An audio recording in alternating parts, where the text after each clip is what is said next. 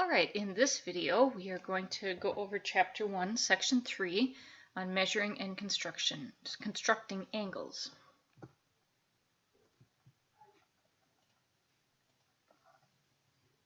In this page here we'll do some warm-up problems. So these are problems that you should know how to do either from earlier in this chapter, Sections 1 or 2, that's what 1 and 2 are like, or from 3 and 4 review of algebra. So do these problems, pause the video, do them, and then check your answers. Here's a possible answer for number 1. It said to draw ray AB and ray AC, and then they are non-collinear, so you would end up with an angle like that. There's other ways you could draw. This angle does not have to be this measure. And then draw opposite rays DE and ray DF, and that would look like that. When you solve these equations, I'm going to solve them real quick with you. 2x plus 1x plus 3x, those are the like terms to combine first. 3 plus 3, that's 6x. And then combine the numbers, plus 3, minus 4, and minus 5. Notice that I included the signs in front. So we have 3 minus 4 minus 5. That with 3 minus 4 would be negative 1, minus 5 would be minus 6. Equals 180. So check and see if you got that part, and then when you finish solving it you should have got 31. And then this one's a little easier, number 4, subtract 5x from both sides, and you would get 2 equals 3x minus 10, add 10 to both sides, and you would get 12 equals 3x, so you should have got 4 for an answer. Our objectives today are to name and classify angles, and to measure and construct angles and angle bisectors. There's a vocabulary that you will learn in this section. You can fill this in on your note-taking guide as you go in this video. These are also all defined in the textbook, but we'll go over each of these as we go. There's something they talk about called a transit in some of the word problems, and that's used, it's a special kind of telescope that they use for measuring in surveys. That's not as important as this definition. An angle is a figure formed by two rays, and it's also called the sides of the angles, and they have a common endpoint called the vertex. So if you have an angle, it's formed with two rays, and the place where those two rays meet is a common endpoint, and that's the vertex, or vertices if there's more than one. You can name an angle several ways. You can name it just by its vertex. If there's just an angle by itself, you could call this angle A. More often, it'll be named by 3 points. And when you do it by 3 points, you have to put the vertice, or the vertex, in the middle. So I would name this angle BAD, or angle DAV. I could not name it angle ABD or angle ABD or ADB, because that would be wrong. You have to have the vertex in the middle. Every once in a while they'll put a number or something inside the angle, and then I could say this was angle 2. It's not very often that they'll do that. The set of all points between the sides of an angle is the interior of an angle. So if you have an angle, the interior of the angle would be, where's my pen tool? Would be in here. This is the interior. And then the exterior is outside of the angle. So the exterior would be anything outside of that. Here's their sketch, which is a little better than mine. There. So they have the exterior shaded kind of blue, the interior is white. The way we would name this angle, there's several different ways of naming this angle as we talked about. One way would be just by its vertex, angle R. Another angle way of naming it would be SRT. Another way would be angle TRS, or in this case, since they put a 1 there, you could just call it angle 1. You cannot name an angle just by its vertex if this point is a vertex of more than one angle. So a lot of times in geometry, your sketches will have two angles kind of hooked together. So then, let's call this Q. I couldn't say this angle, this white one, this first angle we talked about was angle R, because what if it was this angle over here that was R? So then you have to name 3 points. This example says that a surveyor recorded the angles formed by a transit, point A. So here's the place where he put the tool and 3 distant points. So here's our angles. I'm going to let them draw the lines, it'll be straighter. It says name 3 of the angles. So we would have one angle would be this one right here, BAC.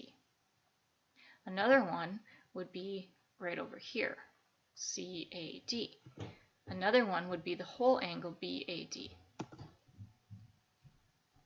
This example is for you to try to see, name the angles in the diagrams. There's lots of different ways. We can name one of them just as angle 1 and angle 2. We could also name angle QTR. We could name angle RTS. We could name angle QTS. There's lots more than what they even did. If we talk about angle T, we're talking about the angle, this whole thing from here to here. The measure of an angle is usually given in degrees. Since there are 360 degrees in a circle, 1 degree is 1/360th of a circle. When you are using a protractor to measure angles, you're applying the following postulate. This is like the ruler postulate, but with a protractor. A protractor, there's a sketch on the next page. But the protractor postulate says if you have a line AB and a point O on the line, all rays can be drawn from O can be put into a 1-to-1 correspondence with the real numbers from 0 to 180. Okay, this is a protractor right here. And in a protractor, we have marked on the protractor from 0, that would be 0 right here, all the way around and the inside part to 180. And let's see, we have line AB on the bottom here. They've lined that right up along the protractor. Point O is going in that little hole on the protractor, or sometimes there's a little notch there. You'd line it up like that. And then you can measure the angles. So to measure angle AOC, here's the bottom ray is right along the protractor. And then you just go up here till you find it. And it looks like between 40 and 50, so we'd call that 45 degrees. Now if we wanted to name measure of angle DOC, that's this one here. Then we could say that it's D, let's see, that is between 120 and 110, so that looks like it's about, oops, I'm going to go back to that, about 115, and sometimes you have to estimate a little bit, and we already said that C was 45. Oops, I already had the absolute value sign there. No, I didn't. And the absolute value of that is going to be the measure of the angle. So if we're talking about the measure of an angle, you put a little m, and then you write the angle that you're looking for. So in this case, they were looking for DOC. And that is equal to an actual measure. So again, when we're talking about measures, you can use an equal sign. If you're just talking about angles, you can't use an equal sign. So 115 minus 45 is 70 degrees. So this measure is equal to about 70 degrees. You should know these should be review. An acute angle is between 0 and 90. A right angle is exactly 90. Obtuse is greater than 90 and less than 180. And a straight angle, you maybe didn't use that one before, is 2 opposite rays, and that's exactly 180 degrees. To measure and classify angles, we'll use a protractor to measure, and then we'll decide if it's acute, right, or obtuse. So angle WXV. First job is to find that angle. WXV is this one down here. So we are going to measure it using the protractor, and the protractor is already sketched here. And we can see that that's 30 degrees. And then that's acute because it's less than 90. Now, the measure of angle ZXW, it's a little bit harder because it's not lined up exactly on the protractor. So for that one, we'll have to use the rule that's the postulate that says you can subtract each of their values, and that's 100 degrees. And since that is greater than 90, that's obtuse. So here's some for you to practice. Try these, pause it, and then check your answers. you should have got 40 degrees for BOA, which is acute. For DOB, you should have got 125 degrees, which is obtuse. And EOC, you should have got 105 degrees, which is also obtuse. So congruent angles have the same measure. Very important. We mark congruent angles with the same tick mark, angle mark. So this one has 1, this one has 1, therefore they're congruent. Two angles can be congruent to each other. So we write it like this. Angle ABC is congruent to angle DEF. If we want to say something about their measures, if you have congruent angles, then their measures are equal. So measures are equal, angles are congruent. There's an angle addition postulate, which is very similar to the segment addition postulate. And that says that if you have a big angle made up of two smaller parts, you can add the two small parts together and that'll equal the big angle. Makes total sense. So in this example, the measure of angle PQS, marked in red here, plus the measure of angle SQR, marked in blue here, would be equal to the big angle measure of PQR. That's the angle addition postulate. We're going to use that on this example. I'm going to label this a little bit as we go. The measure of angle DEG, that's 115. That's the whole angle from here to here. The measure of angle DEF is 48. They want us to find the measure of angle FEG. Well, using the angle addition postulate, we know that measure of angle DEG is equal to, the whole thing is equal to the measure of the smaller one plus the measure of the other smaller one put together. Then we just substitute in the parts that we know and solve that little equation, and we will then find the measure of angle FEG, and then I just go back and say, is that what they wanted? Yep, that's what they wanted, so 67 degrees is what we were looking for.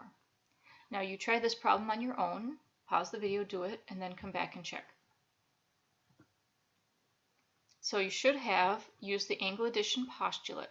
Now they wrote this one a little bit different. This is another way you could do it. You could say that XWZ, that the whole thing is 121, and XWY is 59. So the way they started this one is they said, well, the one that they're looking for is equal to the 121 minus the 59.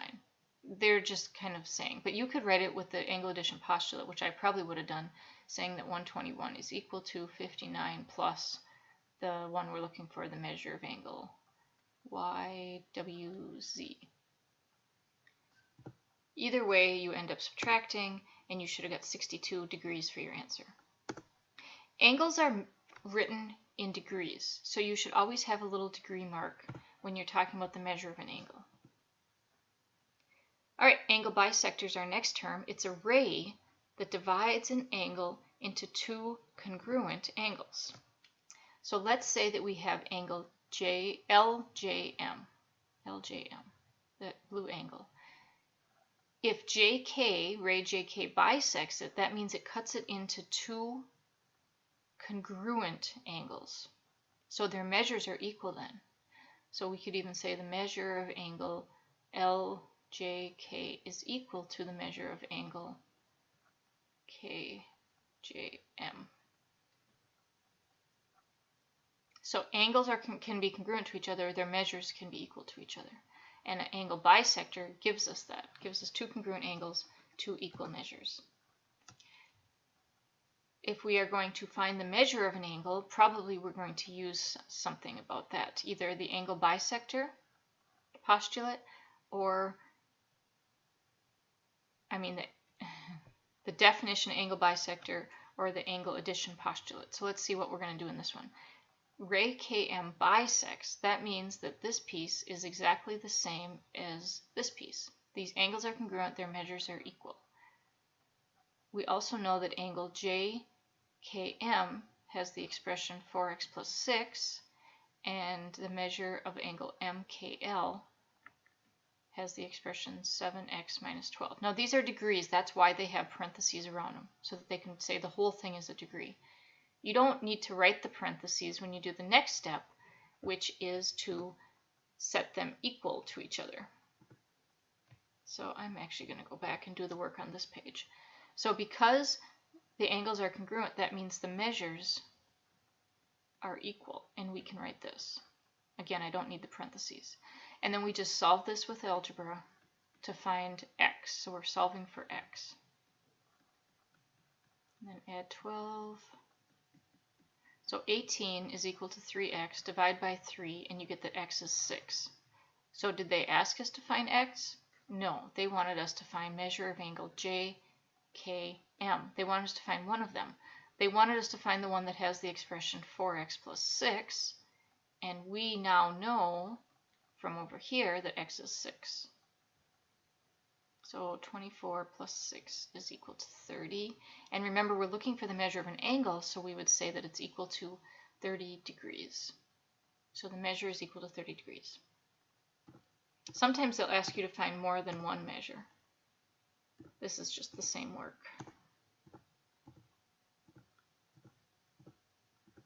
Yep, we got the right answer. Okay, here's one for you to try. Try this on your own paper, pause the video, and then come back and check your work. Alright, so in this one they don't have a sketch. I always would start by drawing a sketch. So I'm going to draw PQR, angle PQR, and it tells me that QS bisects it, so ray QS. So that means that this part is congruent to this part. So I mark congruent parts. It also tells me that measure of angle PQS is 5y minus 1 degrees, and the measure of PQR, oh, now look, PQR is the whole thing, not just this half, is 8y plus 12. There's two ways you could do this. You could say, well, 5y minus 1 is this part, but this must have the same value because they're, these angles have, this big angle was bisected, so that could also be 5 minus y minus 1. And I could say 5y minus 1 plus 5y minus 1 is equal to 8y plus 12. You could do that. Or you could say, wait, bisected means it's half of the whole one. So we could write an expression that says that the smaller angle, PQS, is half of the big angle. So half of an expression. Some of you may not like doing this. If you don't like the fraction here, you could also go 2 of the small ones, 5y minus 1, is equal to the big one. This will give you the same answer. Then you would have 10y minus 2 equals 8y plus 12, and then you'd still have to solve for y. So you could do that. You could do the other way, which is 5y minus 1 plus 5y minus 1 equals 8y plus 12, so that's two ways. Or you could go through, follow the steps over here. Half of 8y is 4y, distributive property. Half of 12 is 6. So half of 8y plus 12 is equal to 4y plus 6. Any three of these methods will give you the same answer. In each one of these, you'll get the same value of y, you'll get 7. Then you'll have to go back and say, what did they ask me to find? Measure of angle PQS. PQS, that's this little one. We have an expression for that of 5y minus 1. So y is equal to 7. We just found that. The expression is 5y minus 1, and you just substitute in to get 34 degrees. Oops. So you should have got that for your answer. That was a little bit of work for that one. Okay, in this one, we have find the measure of each angle. So again, if there's not a sketch, make a sketch. When you are doing your homework, you don't have to attach your sketch. You can do this on your own paper. But making the sketch increases your chances of getting the answers right by, I don't know what the percentage is, by a lot. And JK bisects it, so here's where K goes. Then we know that the measure of angle LJK, that's this one, is negative 10x plus 3, and m, or k, jm is negative x plus 21. So when you know an expression for both of the smaller ones, you can just set them equal to each other.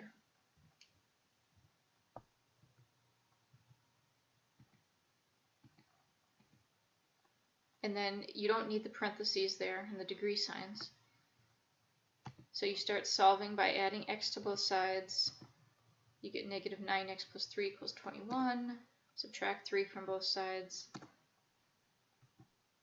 You get 18, and then you divide by negative 9, and you'll end up with your solution for x. Now, once you know what x is, you still have to go back and say, what are they asking me to find? They're asking me to find LJM. So we could find the measure of one of the little angles by plugging back into either one, whichever one you think is easier. I think this one might be easier. If x is negative 2, we have negative 2. So that's really a positive 2 plus 21. So that means that this angle here is equal to 23 degrees. So the measure of the whole angle is 23 plus 23, or 2 times 23. They're doing a few more steps than that. We could have done it quicker by just taking 23 times 2 to get the 46. All right, this one is a little quiz to review what we have learned. Pause your video, solve these problems, and then come back and check your work. You should have found that angle XTS is acute. That's this angle right here, less than 90 degrees. You should have found that angle RTU is 90 degrees. We mark a 90-degree angle with this little box. I don't think I said that earlier. We know that's a right angle because of that box. Number 3 says K is in the interior of angle LMN. No picture, so I hope you drew one. LMN. Here's K. And LMN. Measure of angle. So if K is in the interior, I could draw a ray that goes through that point. And now I know that the measure of angle LMK is 52. The measure of angle KMN is 12. And I can use the angle addition postulate to find that 52 plus 12 is equal to 64. Okay, here's 2 more for you to try. Pause the video, then come back and check your work.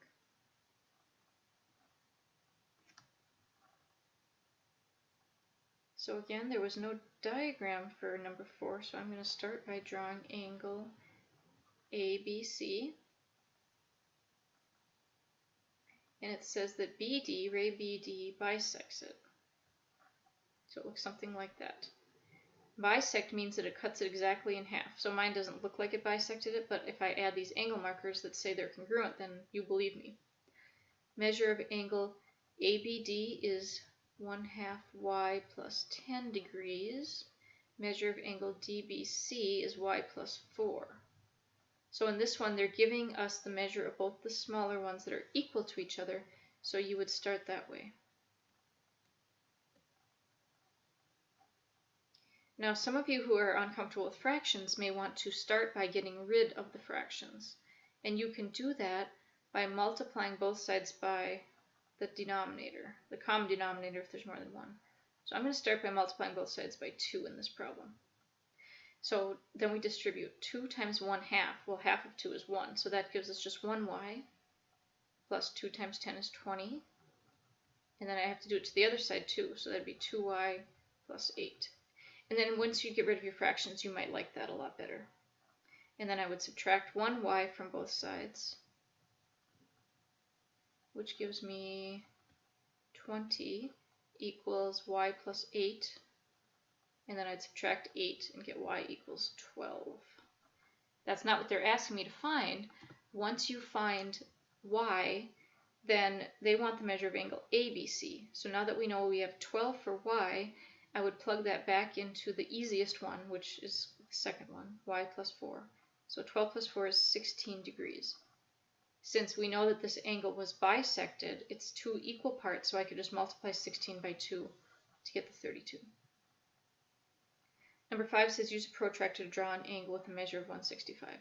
If they ask you to do that, it's hard to do on a worksheet, but what you would do is draw a straight line using a straight edge. Okay? Then you would put your protractor on top of it, get your protractor out, and you'd lay it on top of here, and let me put a vertex there. And you would find 165 along the protractor. Let's say I have my protractor here, and let's say that 165 ends up being like right around here.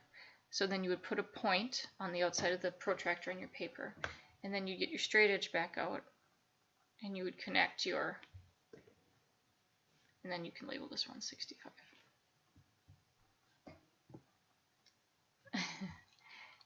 Oops, I'm going to go back to that so you can see their protractor is nicer than mine.